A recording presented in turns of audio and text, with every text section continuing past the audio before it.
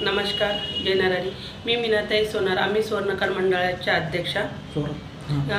दरवर्षी 31 डिसेंबरला आपण माझ्या बर्थडे निमित्ताने आधार आश्रम, अनाथ आश्रम, वृद्ध आश्रममध्ये जातो। अनेक प्रकारचे कपडे असो का जे काय अन्नदान असो जे काय असेल ते हे वाटप करतोय।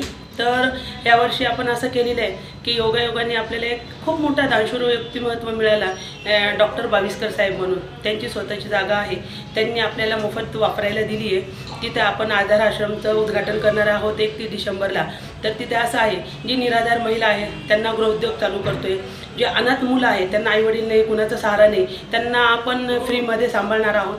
त्यांचं शिक्षण पाणी हे सर्व आपण मोफत करणार आहोत।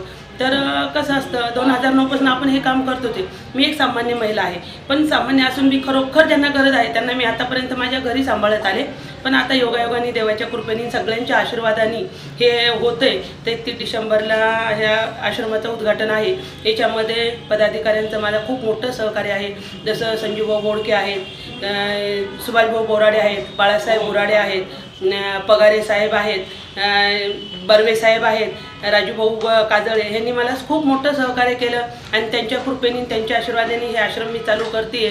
ज्यांना कुणाला गरज आहे, माझी मदत लागत असेल आणि खरोखर जी निराधार महिला आहे तिला कुणाचा सहारा नाही, आधार नाही, त्यांना आपण सांभाळण्याचं काम करणार आहोत। सगळ्यांनी कॉन्टॅक्ट करावं, ज्यांना गरज आहे तिथे सेवेसाठी मी केव्हाही अवरात्र हजर आहे।